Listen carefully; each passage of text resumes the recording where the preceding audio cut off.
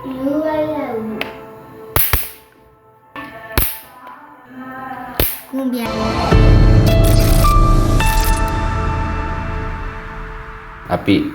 හැමෝම පාවිච්චි කරන මදුරු බැට් එකක් මේ දවස්වල මදුරුවෙක් ගොඩක් ඉන්න හින්දා මේක ප්‍රයෝජනවත් වෙනවා. මේකේ තියෙන අවුල තමයි දැන්ට මේ බැටරිය සාර්ථක නැහැ. මේ සාමාන්‍ය විදිහට මෙතන දැන්පත් වෙන්නේ නැහැ. බලමු මේකට මොකද්ද වෙලා තියෙන්නේ කියලා. මේක මෙහෙම charge කරන්න පුළුවන් මෙතනින් මෙහෙම අරගෙන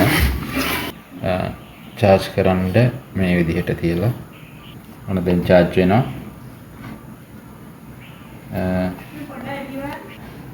මෙතන බල්බ් එක අන්න බැස්සා. මේක එළිය හිටින්නේ. ඉතින් අපි හදන්නේ මේකට ලිතියම් අයන් බැටරියක් දාන්න. මේක ඇතුළේ තියෙන්නේ ඇසිඩ් බැටරියක් තියෙන්නේ. උතේ ඒ වෙනකොට මේක ඇතුළට මේකට ලිතියම් අයන් බැටරියක් දාලා මේක සාර්ථකව පාවිච්චි කරන්න පුළුවන් වේද කියලා බලන්න හදන්නේ. බලමු වැඩේ සාර්ථක වේද කියලා.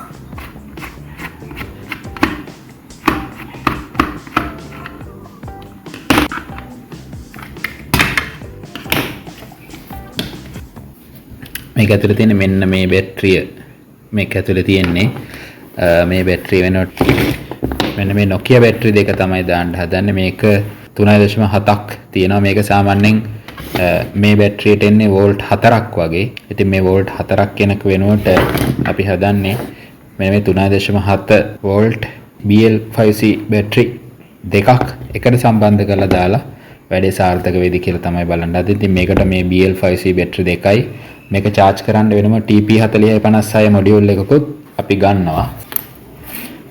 මේ තියෙන TP4056 කියන මේ මොඩියුල් එකෙන් තමයි මේ බැටරි දෙක charge කරලා මේකට කරන්ට් එක දෙන්න හදන්නේ. මේ බැටරි දෙක එකට සම්බන්ධ කරගන්න මම මේ කොයිල් කම්බිය පාවිච්චි කරනවා.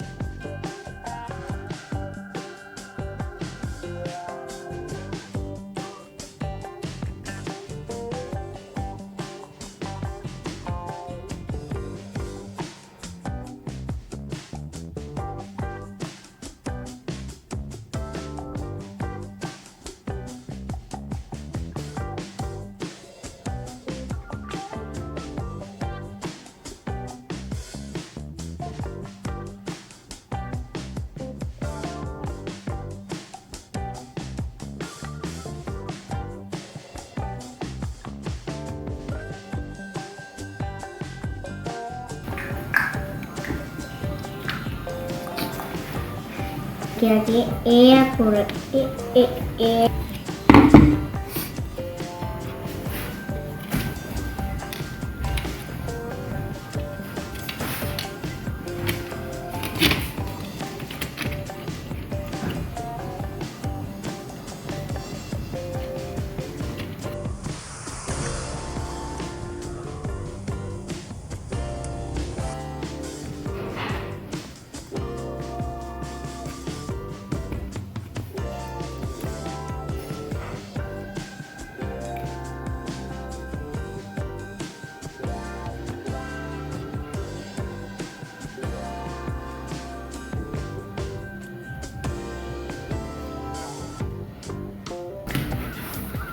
මෙතන දැන් මම අදහස් කළේ ඉස්සෙල්ලාම මෙතනින් එන AC කරන්ට් එක මෙතනින් එන හින්දා ඒකෙන් ඇවිල්ලා එන අවුට්පුට් එක කොච්චරක්ද කියලා බලලා ඒක බැටරියට දෙන්න තමයි මම අදහස් කළේ BL5C කියන බැටරියට. අපිට ප්‍රශ්නේ තියෙන්නේ මෙතන මම AC එක සම්බන්ධ කරලා බැලුවා.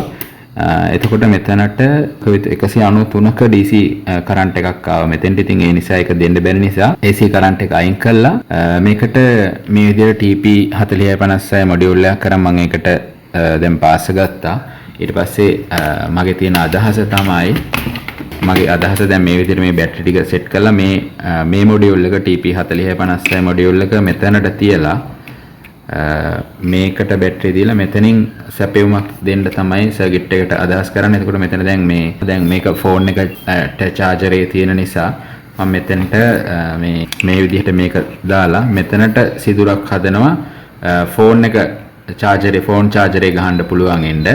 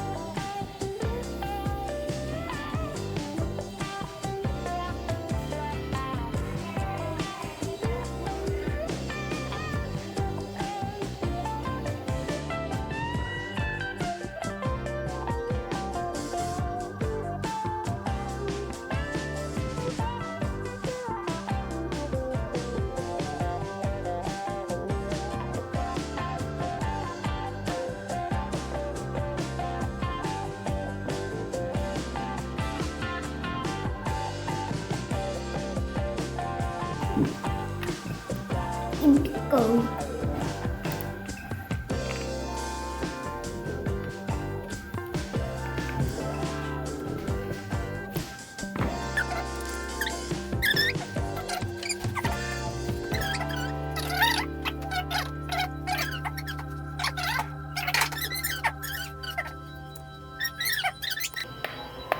You alone.